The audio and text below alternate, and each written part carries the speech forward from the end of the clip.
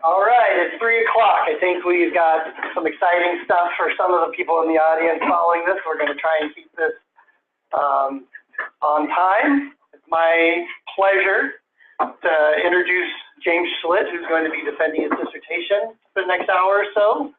I think we all know James very well. I think the main thing that's always impressed me with James is incredible generosity of spirit as well, as manifested through his tireless search and rescue efforts and willingness to help out friends in need, bringing food when people are desperate for food, sharing his time and energy for friends who need a help or a long hike to clear their heads.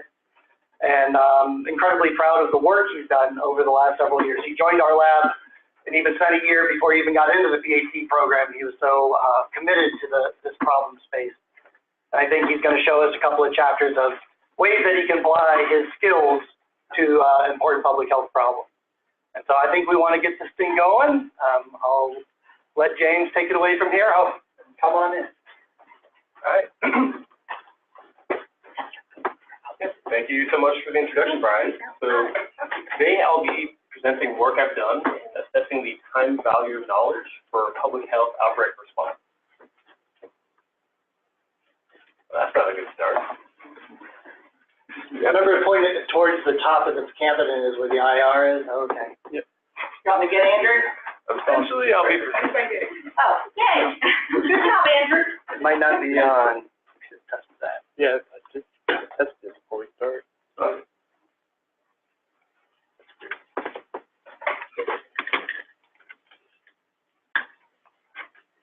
All right.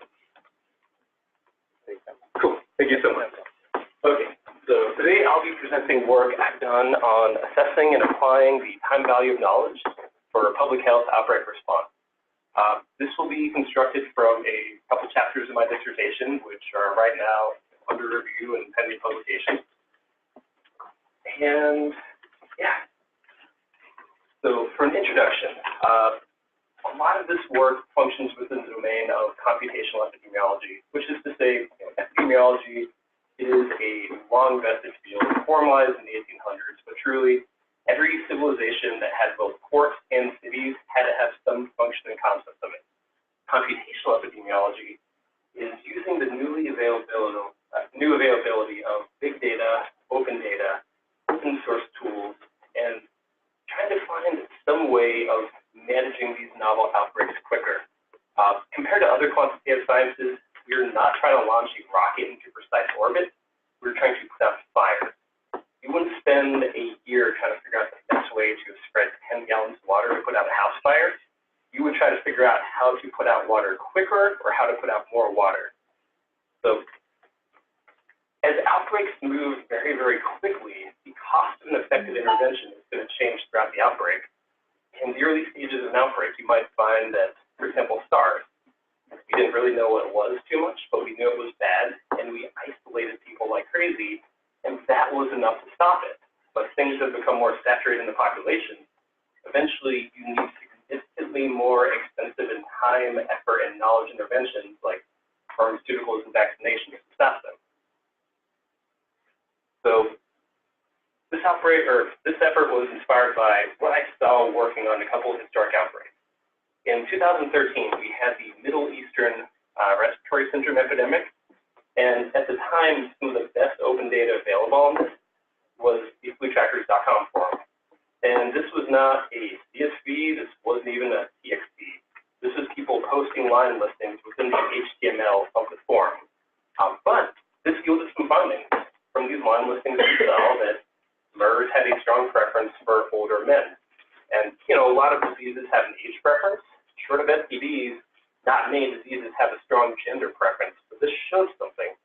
And when trying to figure this out, like why were older men catching MERS, we eventually realized that this was spreading through zoonotic components from camel markets because these were differentially attended by older men in the affected country.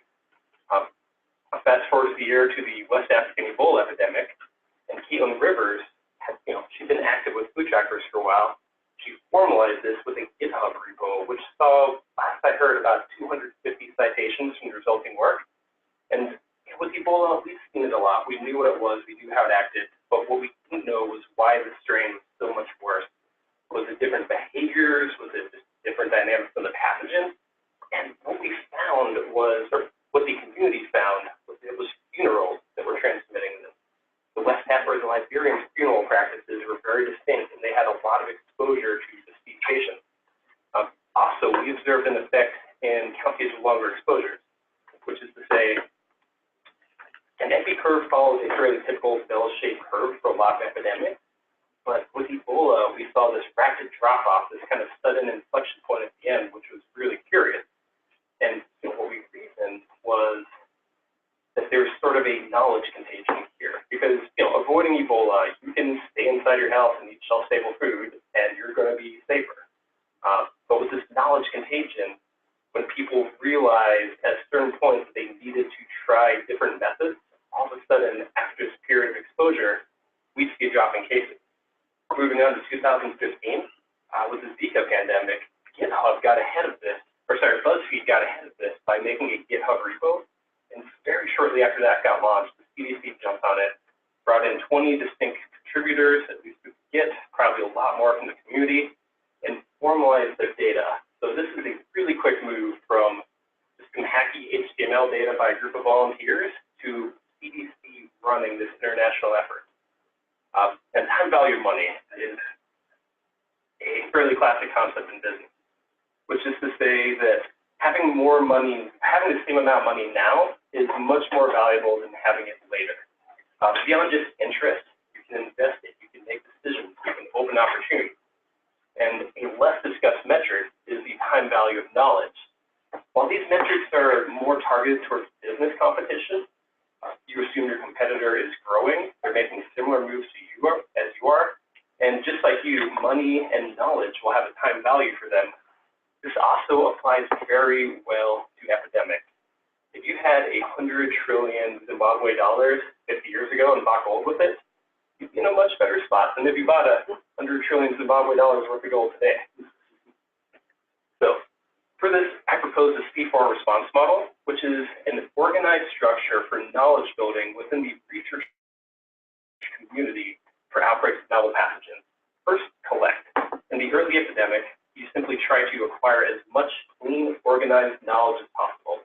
There's so many different disciplines that can contribute to outbreak response. One mind is not going to contain them all, but making things simple and easy and interchangeable goes a long way. Next is connect, which is to say, just like with that MERS example, look at the outbreaks you have, see how it is similar to previous outbreaks, how it is different. If you find those points where they're different, you can very often find a point where you can break the epidemic. Second is calibrating. A huge part of every effort is going to be forecasting, knowing what your burden is going to be later and knowing what effects your interventions might have on it. So for most pathogens at this point, we're going to have some similar model or something with a similar mode of transmission. And calibrate is simply take the collected data, historic models from similar outbreaks, and combine them so you can forecast. And finally, convey, which this one seems simpler than it is, but for every multi-billion-dollar pharmaceutical that cures a rare strain of cancer, if you could just find an effective way to tell people to eat right and exercise, you would have a far greater impact on society. So, the glamorous findings can really, really easily get missed if you don't convey them well. And it's also appropriate for audience. A lot of what we've done here is for a military audience. But conveying things to people in a manner that they will trust you and that they will choose to act upon is important. So my first study is the state of open access and outbreak science. And what we're trying to do here is look at open access and closed access publications and try to see which ones do they contribute at the same rate? Do they have distinct patterns? Was this kind of burgeoning open access, open source movement that I was seeing being mirrored in the actual publication citation referencing? So, emerging infectious disease is one of the foremost threats to global public health. And humans, we are constantly modifying the environment. We're changing things. We're unlocking a lot of those zoonotic niches to get exposed to new and nasty bugs. So with this happening, the institutional compartmentalization of knowledge, particularly in early epidemics, can pose a huge threat. The more distinct minds with distinct expertise you have looking at a problem, the more likely you are to solve it. we have a couple questions, which are: one, do open access articles get published earlier? Two, do they cite more recent reference materials? Are they using the best and the newest knowledge? Do they have different rates of publication and referencing over time? This was really hitting at the time value of knowledge to see, do open access materials posted early in the epidemic have great value where they enable a lot of people to work with them? And finally, we want to see if there are certain research methods that change in their use over time. So we selected our diseases from a list of WHO pandemic pathogens. We kept them if they had one significant scale epidemic between 2000 and 2015, if they were either totally new to science, just completely caught us off guard, or had limited prior history. And the way to find limited prior history was, did our previous knowledge prepare us meaningfully for it? Plague and Ebola, we've seen them before, but some of these outbreaks acted a lot different than what we were used to. And if they had at least 50 PubMed journal articles within 730 days of the start of a given epidemic. So for the articles we queried, we kept them if they contained the name of the given pathogen in the abstract, if they had a DOI, which could be found on the Open Citations database, which unique document identifier, if they had at least one citation and one reference within this database, which was more of a quality control measure. So we collected about 6,000 publications across all diseases. Only 2,200, that's not ideal, 2,200 of those matched our filtering criteria. We also took a comparison sample, which was 10,000 randomly sampled PubMed articles from the ID range. And we found a lot of these compared articles. About 44% of them were open access, whereas from the outbreak response articles, 77% of them were open access. So there's a bit of a time bias. A lot of these epidemics are stacked closer to the end of the window, but there was still a strong trend in more open access outbreak science. So our question, do these open access articles get published further in epidemics? And what we're looking at here is normed cumulative publication curves of publications from day 0 to day 730 of each epidemic. And what we see is it's not exactly PO5, but open access articles tended to be about 15 days closer to the beginning of the epidemic, which is kind of encouraging, right? Like I would like to think this open data is moving really quickly. But next, we look at our open access materials citing more recent references in closed access, because epidemics change very, very quickly. In the beginning of the MERS epidemic, we were working to figure out if it was bad. It was not bad, but the knowledge you have at a time is going to drastically shift in what it enables you to do. And what we found, so this is by age of citation and time of citing, which is to say, for all of our outbreak response articles, we looked at every article they cited and saw the time difference between them. And we see in the green, should not hit that button again. We see in the green that the closed access articles are actually using much, much newer reference materials, 90 days closer to the date of the publication, which that's a surprise finding. When we look into their time in the epidemic, they were also using reference materials 99 days closer to the start of the epidemic. So one way or another, the closed access guys are actually doing much fresher, newer science in response to these crises. But there are way more open access articles and open access references. So next, we want to look at, do open access articles get cited more? And this is where I was really hoping to find that GitHub line listing repo posted day 30 of an epidemic would have a huge amount of value. And it's a little muddied here because we're looking at 30-day time domains from time 0 of each epidemic. And what we see, though, is that there's a spike around 200 days for closed access articles, so really, really high mean citations.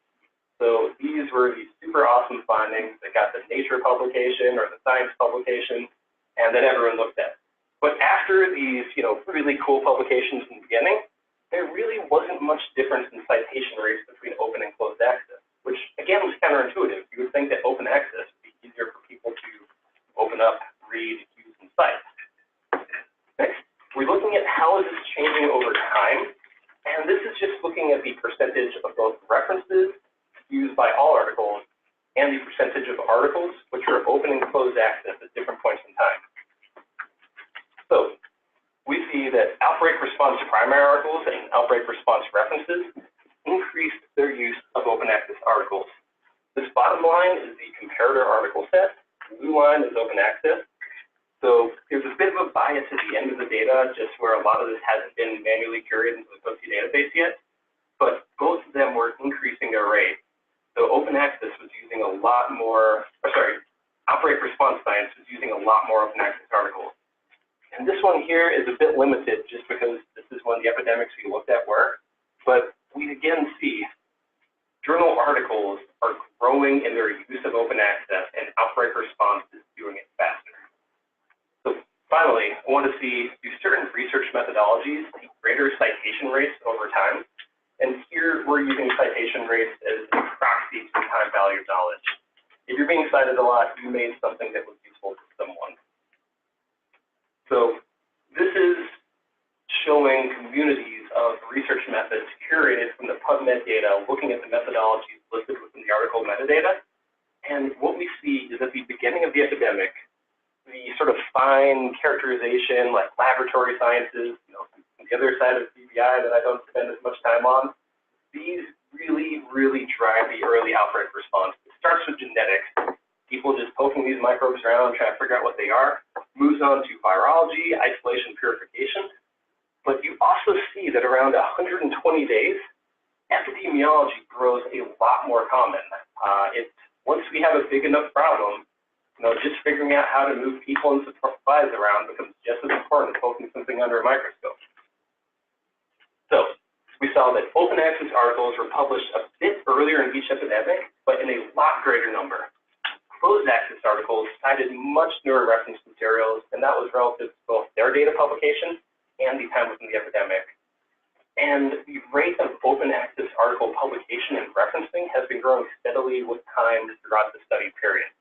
But there is potential for biases and lag within this database. It is pulling from the Crossref effort, which is manually curated by community volunteers. And with the amount of articles in here, these weren't manually curated. We were looking for string presence within the abstract of the articles from PubMed, with a bit of spot checking to make sure we weren't pulling a different disease similar acronym, but it would not have been plausible to score the 25,000 or so references. Next is my opioid social media message mapping effort. Chattergrabber was the second project I ever did here and has been by far my most successful. And Chattergrabber was simply a syndromic surveillance tool using Twitter. Our local epidemiologist, Paige Boardwine, would go on Twitter every day and use the search and try to find people and tweets indicative of things like bloodborne pathogens, GI illness. So the initial point of Chattergrabber was to just automate this effort and put it into a CSV. But from working with her, we met a lot of other agencies, and at this point, we've used it with the CDC, USDA, New Zealand Ministry of Health, New York City Department of Health, and a lot of others. And every one we've worked with, whatever design requirements or suggestions they had, got brought into the fold. So at this point, we pretty much all know someone who's been affected by the opioid epidemic. It's touched all of our lives, whether we realize it or not. And when I first made this slide about a year ago, that number was 118 killed every day. I had to update it, now 130 people dying of opioid overdoses in the United States every day. 2/3 of drug overdose deaths involve opioids. And we saw between 99 and 2010 that prescriptions of opioids quadrupled, but there was no comparable increase in chronic pain diagnoses. We were just pushing out more pills into society. Also, 80% of people who use heroin abuse prescription opioids before moving on to heroin. So within the study, we sought to explore the extent to which a variety of opioid-related health positive messages would score in virality with regards to their message content, their message source, their timing, and tone. And we asked a couple questions, which were, which sources carry which messages the best? When is the best time of day and week to post a message? how are retweets distributed across time and space, and what source profile factors are going to affect the virality of the message. So, for geography, we collected tweets from within the United States and with a lat long box spanning the lower 48 states, and we discarded tweets if they did not have a location. For retweets, we queried the retweets about 8 months after the tweet collection to be reasonably sure that all the retweeting had concluded for a sample tweet, and we only captured true direct retweets, which is to say that the Twitter user clicked the retweet button. They did not copy paste, they did not quote, they did not otherwise forward, or any of the ways you get chain mail. They simply matched the retweet button. So our message types. Each of these messages could be present within a given message. A message was not a single category for message type. So primary, the one I was most interested in finding was contamination, which was to say a tweet discussed drugs with dangerous potency or unknown or unexpected ingredients. Public intervention was people discussing public actions that they're participating in, that they wished would happen, that they planned would happen, involving combating the societal effects of the opioid epidemic. Legal consequences. This is anyone having a bad day due to a run-in with the law involving opioid use. So whether this was police posting about a large drug bust they made, or someone posting about being on the other end of that drug bust, that kind of legal consequence. Avoidance was that classic DARE message of, hey kids, don't do drugs, or I'm not using drugs, too cool for that. Without additional qualification. Health consequences, we set sort of like the logical filter here, or the conceptual filter, as a hangover. If people were posting about negative consequences that they experienced beyond what would be considered the normative experience of a user, then we would consider that a health consequence. So a bad trip to the doctor, a serious illness, a fatality would be health consequences. And use witness was just people talking about non-prescription use of opioids. For profile types, these were single category from the profile that made the tweet. Law enforcement, obvious any law enforcement representative agency, any present or aspirational member of the government, which include local political candidates, because very often they would talk about what opioid initiatives they would do if they got elected. Organizations, which is any company, school, nonprofit, news media. This included bloggers. You would find in a lot of cases sports bloggers would talk about sports ball players who had different issues with opioids. Social, which is kind of like individuals, like this is where the Kardashians would go, which any profile which has a primary entertainment purpose, which would also include meme pages, musicians, and finally individuals, which would be all of us. But the important thing was each profile was manually categorized to their apparent use. So if I say this is my tweet, tweets are all my own, but every single tweet I post is trying to get you to join my pyramid scheme, I'm not functioning as an individual, I am advertising for an organization, and that's how it's classified. So we collected 132,000 tweets of original non-retweets, and we sampled 20,000 of those for analysis. Of those, 37% hit our classification for relevance, and those were retweeted 5,000 times. The retweets, 70% of them had location data, and most of those with location data were from within the United States. So this is just a map over the time showing just where these tweets and retweets are coming out. First question, the big one, is which sources carry which messages the best? And these figures are going to show a breakdown of message volume, message exposures, and message virality. To coin the terms here, volume is simply the sheer number of tweets. If I post 5 tweets, my volume is 5. Exposures is volume of tweets times the amount of people who saw it. So this includes both the amount of friends and followers my profile has, as well as the amount of friends and followers that additional retweeting profiles you have. And virality is the amount of exposures through retweets divided by the amount of direct exposures. So if I have 1 follower and my friend who has 2 followers retweets me, then that's 3 total views divided by my 1 follower. Virality of 3. And what we saw is the vast majority of these tweets were coming from individuals. A lot of these were just discussing use or otherwise strong opinions, which was a little dismaying because I would hope that we might see greater impact. But when you factor in exposures, we see that news agencies, due to their higher follower counts and higher viralities, were reaching much broader audiences than individuals. This was followed by individuals, deleted pages. A lot of these were bot networks that would just say something angry and retweet itself endlessly, and organizations. So while individual profiles held the highest message volume, news profiles saw far greater exposure. And while a lot of individuals were talking about their opioid use, people weren't retweeting that. It's not something where someone would congratulate one. Deleted profiles showed very strong amplification. And we see that law enforcement were barely there on these figures for volume and exposures.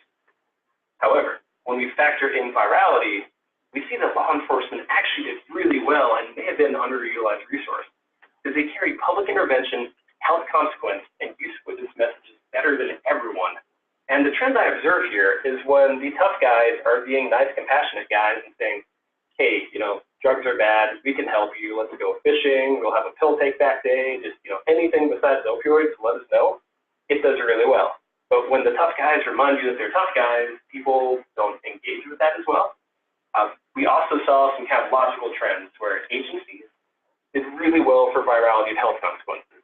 If the American Heart Association tells you that something is going to make your heart explode, you'll probably listen.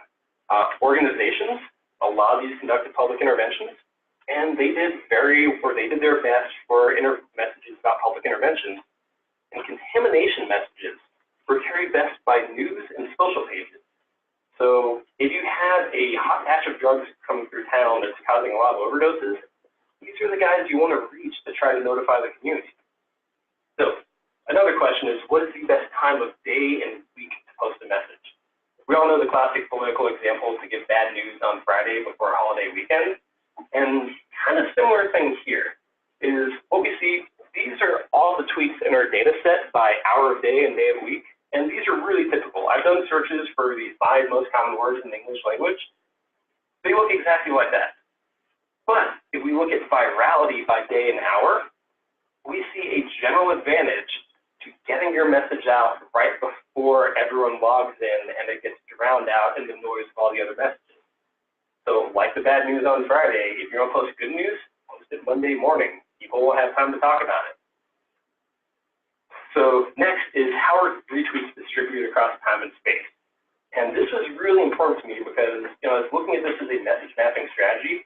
If you have a bad batch of drugs causing, morbidity and mortality in your hometown, you want to know how to reach people and tell them, throw away the drug with the off-center logo and the weird yellowish color. So we looked at the distribution of retweets over time and distance.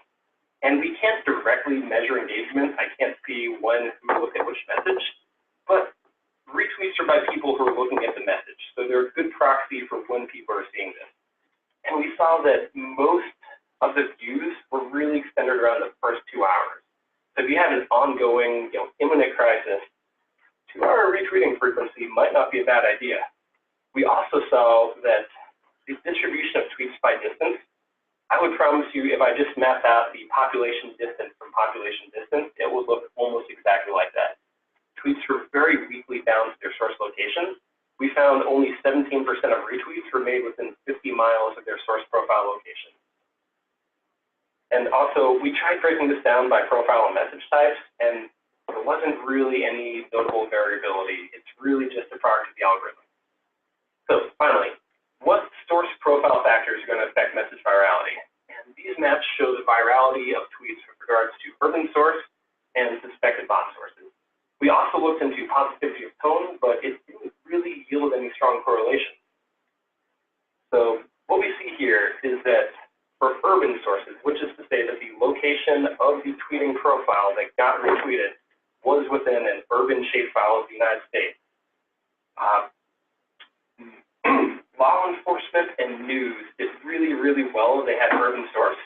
Agencies seemed to do better if they were more non-urban, but there wasn't a strong, consistent organization here. When we look into automated sources, this is to say, not entirely malicious bots. Like, this is not all Russia. Your news probably often retweets weather posts saying traffic alert, storm coming, things like that. And we saw that for automated posts, they did really, really poorly in virality. People really didn't engage with them. except for social pages where there wasn't a strong trend. It's kind of a wash whether or not being automated really affects the success of tweets from the social page, which is interesting given recent events. So, discussion. Tweets fade very quickly with time and aren't bound to their source region. If you're putting out health positive messages on Twitter, you're doing it for the general well-being of all. You're not doing it so much for the people in your neighborhood. Individuals drive a lot of the message exposures, but they get really, really poor virality. And law enforcement appears to be a very underutilized resource because people engage with it very well when they come from the right perspective. But this method is very slow.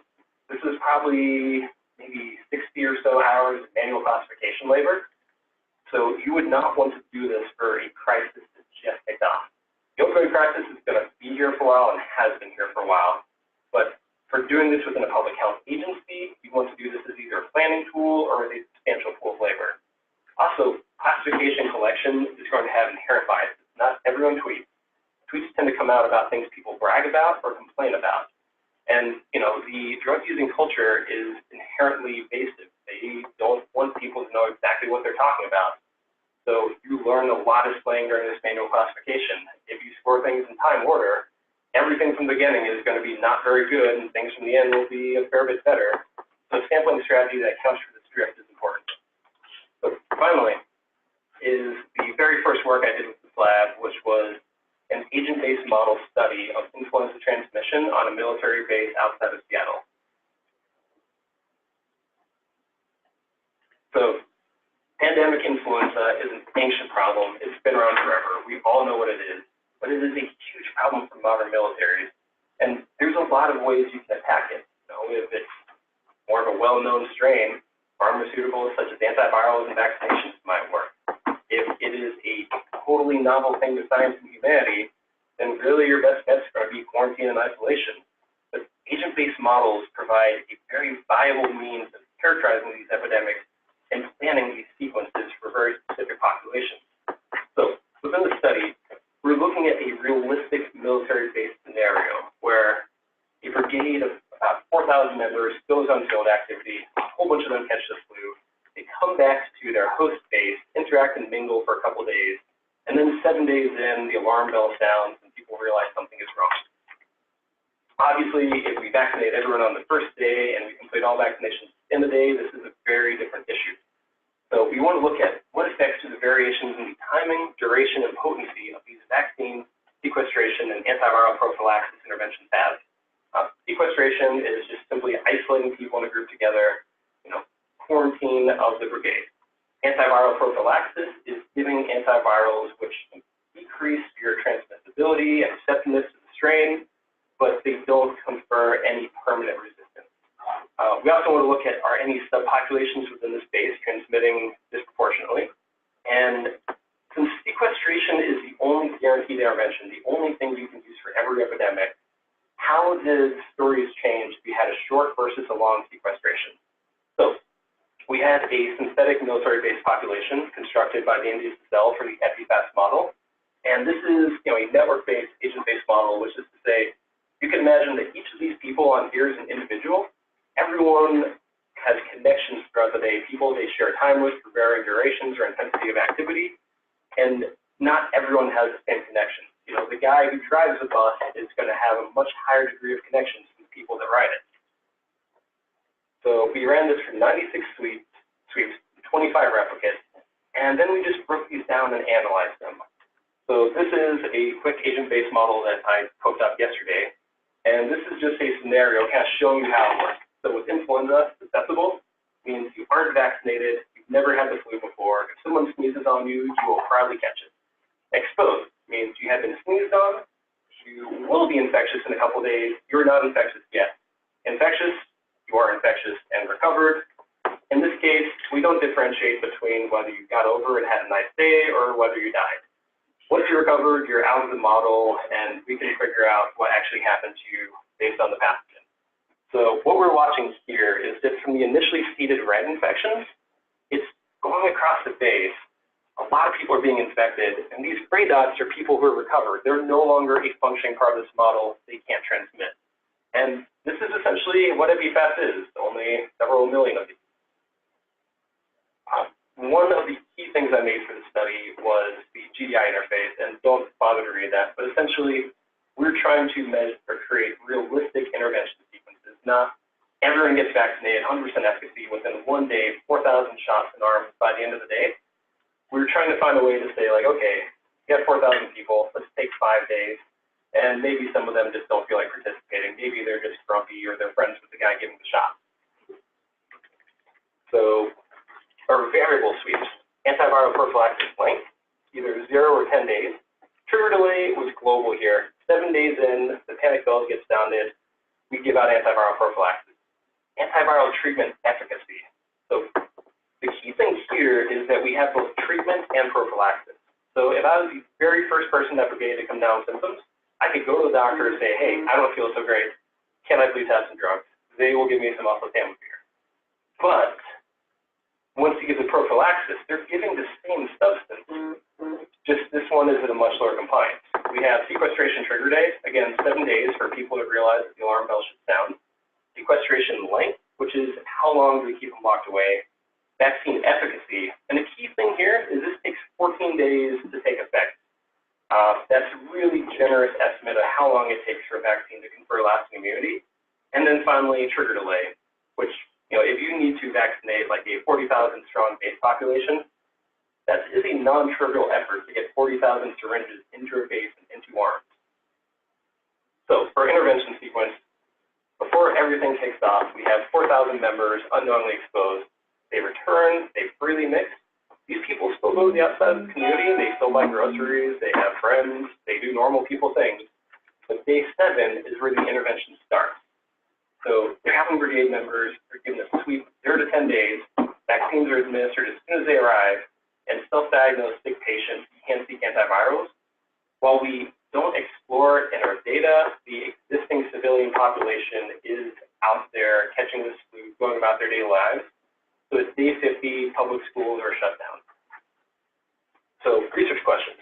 What do these variations have effect on both the cumulative and peak outcomes? So peak daily infections is a really important metric because hospitals only have but so many beds. If you have all the cases happening on one day, good luck getting IVs and all those arms. A lot of those people are going to fare a lot worse than they would in the less stressed healthcare system. And what we saw was that vaccine trigger delay and antiviral treatment efficacy had the most discernible effect on total infections, but they really didn't affect peak infections, which kind of makes sense because with minimum 1 week delay until the vaccine is administered, 2 weeks until it becomes efficacious. The peak of this infection hit around day 21. There's no time for that vaccine to take effect. Also, we found that vaccine efficacy had a surprisingly weak effect on the total infections and peak daily infections. What mattered far more was its permanence. This is a scenario just looking at, in yellow, a control situation where nothing is done, a best case scenario where all the strongest interventions are done early and long, and then weak antiviral, weak vaccine, weak antiviral and vaccine.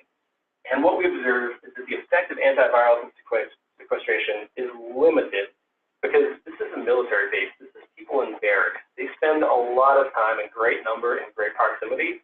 You can really crush an airborne pathogen very easily there. The lack of the permanent effects of antiviral and sequestration mostly just gave you 2 extra days to work with before you could start putting vaccines in arms. And peak infections were, again, around 21 to 24 days. There's just not a lot you could do before then. So you want to see, do any subpopulations within the base transmit disproportionately? If you know who's transmitting the most, obviously you should vaccinate all the bus drivers, but there's different ways of breaking this down. So what we see here is this is a control scenario. Again, the best scenario, best weak antiviral, best weak vaccine, is that most of the new active duty military infections come from within. So this green curve is all the people within the active duty subpopulation infecting themselves essentially, whereas this little blue curve is all the people within the brigade. So when the brigade gets sequestered on day 7, their story ends, and no matter how hard you cut down them with interventions, this spark has already been lit. That epidemic is already going to spread. We also see in red that the civilian population on the outside really doesn't contribute much to the problems on the base. So this plot here is the reproductive number, which is to say for the average person who was infected on this day, how many people did they infect before the day they got better? And we see in the civilian population, they do not have anywhere near the reproductive number. They were infecting about 1.3 people each, whereas people on the base during this peak curve were infecting 3.2 people each before they recovered. So another question is, how does the duration of sequestration affect the course of epidemics? So these are correlation regression trees, which my genetic friends are well familiar with, which is simply to look at this widespread variable sweep and see what are the turning points in these interventions and how would they play out. So in the short sequestration scenario of 1 to 2 weeks, we see that the length was not a strong differentiator relative to other variables. At this point is really the antiviral prophylaxis length, which makes sense because remember the antivirals and the sequestration are really just buying time for the vaccine to take effect. If we look at a longer sequestration length, we see that the overlap between the end of the sequestration and beginning of vaccination became very important. So this figure here is essentially just showing a tug of war of did the sequestration continue until the vaccine triggered? We also saw the effect with antivirals, but it was really dependent on were they strong antivirals or were they participation-prize antivirals. So for findings, the military-based population was uniquely susceptible to pandemic influenza due to its high degree of exposures per individual and high rate of exposure. Again, people sleeping in bunks. The most important goal really was buying time for the vaccinations, and the vaccine efficacy mattered a lot less than the trigger delay. Now, once the vaccine was in arms, whether you had a 30% effective vaccine or 70%, we were seeing pretty much the same effect. And no scenario succeeded in reducing more than 50% of the cases. And we also really didn't do but too much to change the volume on the peak day. So no matter what, this base is going to have a hard time. Their ability to function and continue operations will be affected with any realistic notification scenario. So limitations. EpiFast is designed primarily for respiratory infections. It works very well in this model, but if you're looking at things with more intricate transmission pathways like fomites, fecal-oral, sexually transmitted diseases, it would require much more special effort. And when I first came here, I did not realize what a privilege it was to be working with this system. EpiFast is an amazingly complex model. The effort in constructing something like this is non-trivial. So, conclusions. For Chapter 2, we observed that closed access outbreak response articles were referenced more recent knowledge than open access articles, and that open access articles, however, are being referenced a lot more, publishing a lot more, and this trend is growing with time. For opioid social media message mapping, virality varies greatly by the pairing of source and tone. Law enforcement did very, very well for intervention. Agencies did very well for health consequences. For the right message, you'd want to engage with the right communicator. Messages achieve higher virality if they're posted right before everyone starts tweeting. And for planning protection personnel, we saw that the main take-home point was that you're buying time for the vaccination. Nothing else was granting permanent immune resistance, and this was a very infectious strain. Also, interventions focused on the brigade were pretty much meaningless because by the time you knew to do something to brigade, the fire was already spreading elsewhere. So for methodologies, in Chapter 2, we developed a method of directly quantifying the role of open access science in any biomedical field that responds to discrete events. So whether you're looking at the start of an epidemic, an emergency planning scenario following a crisis, any big bad that happens and inspires a research effort after would be trivially plugged into the system. We also developed a network method of looking at all these communities of grants, funding agencies, and research methods within publications, which just provides a novel way of seeing how is science developing within the field over time.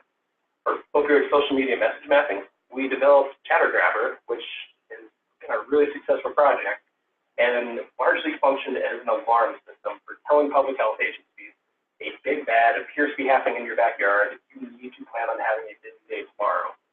We also developed a quantitative method of message mapping.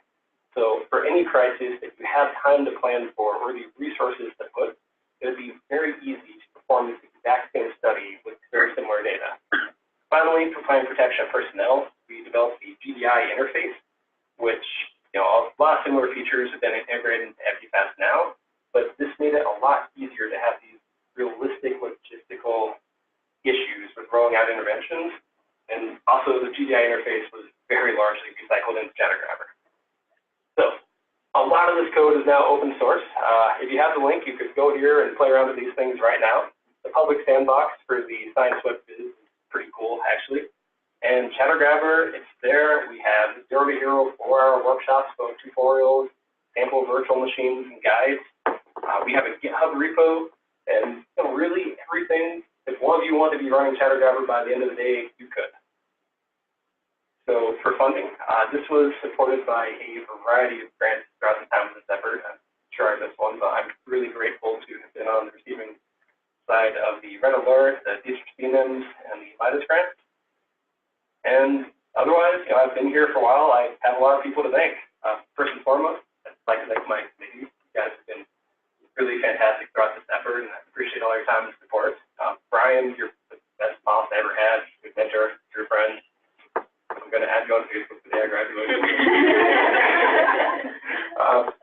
I'd like to thank Dr. Bevan, Dr. Lawrence, and Dr. Marat, because when I first started here, I was a business salesman who kind of liked computers and science, and I really appreciate having the actual opportunity to do this again and come back into science.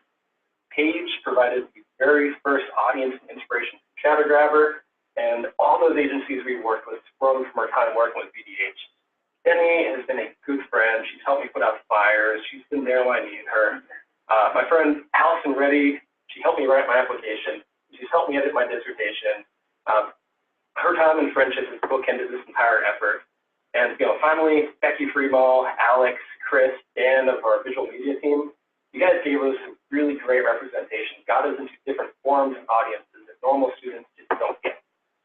And lastly, I'd like to acknowledge the students of the NDSSL Public Health Group, Megna, Alex, Gloria, Dan, Gabby, Aaron, Meredith, and Aranjoy. These guys have been the greatest group of friends I've ever had. One of the hardest things about writing this dissertation is knowing that each chapter I complete is one chapter that's bringing me further away from here. So, thank you all.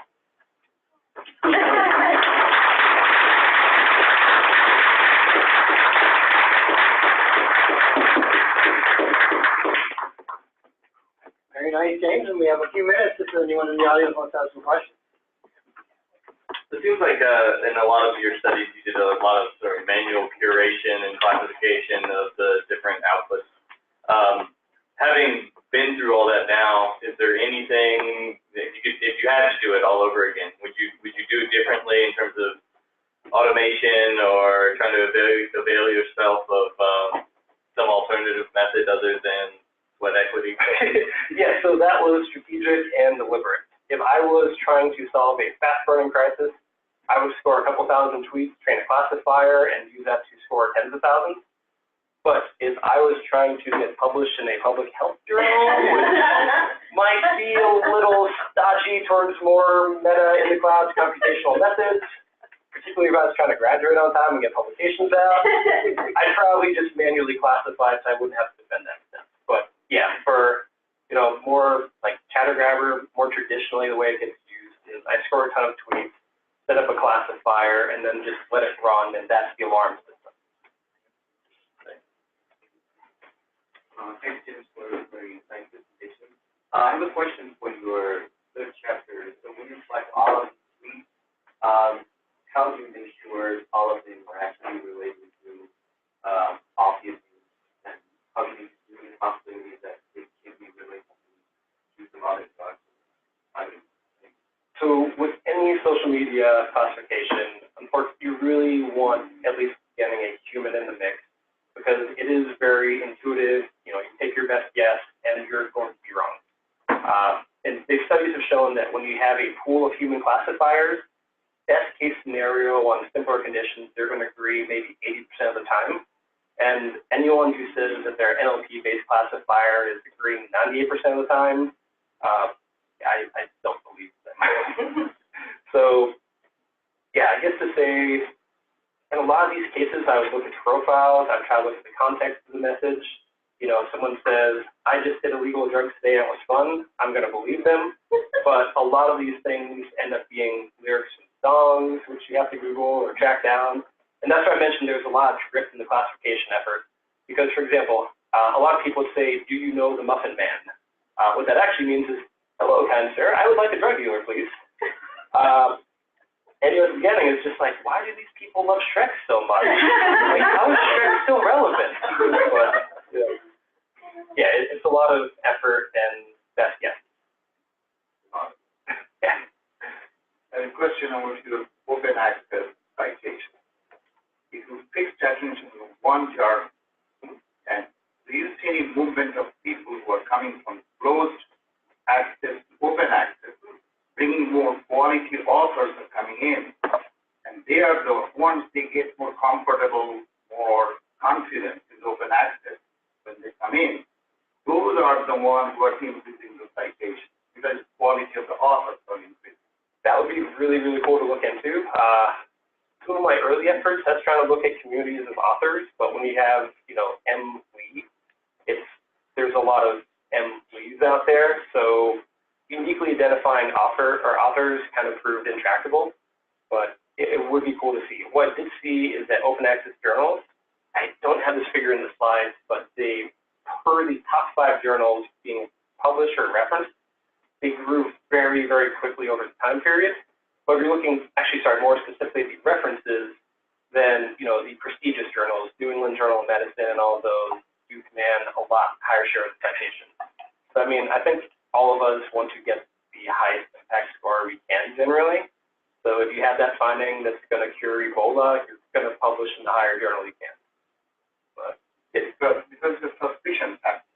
yeah. Has it been open for money or is going to have a good quality time? That was one of my fears where I was thinking that maybe people would be resistant to citing closed access science because maybe they couldn't afford to. And there's been times where when I was talking about the open access effort, we have the data we'd love to have, and sometimes you can get it, but it would be magic if there was just a Ebola everyone GitHub.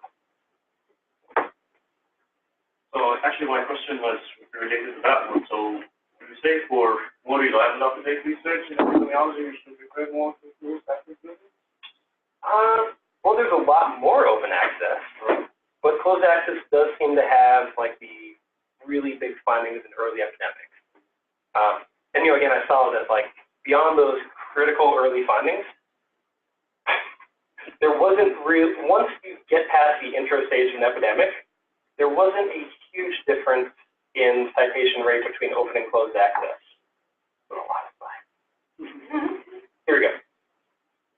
But yeah, like after this period where, you know, the high prestige journal article comes out, people are using them the same. There's not a bias where people are kind of budgeting their citations. I thought about this morning in the shower, but what's that website where people semi-shadily post scientific journal articles? Sci-Hub. Yeah, Sci-Hub. Would be really interesting to see if there was a correlation between closed access articles being cited based on their presence on Sci-Hub. You did account for the base impact factor? Yeah. Okay.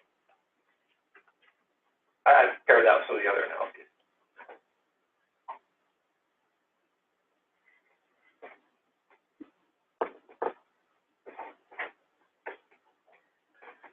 All right, thanks guys. Thanks for joining us.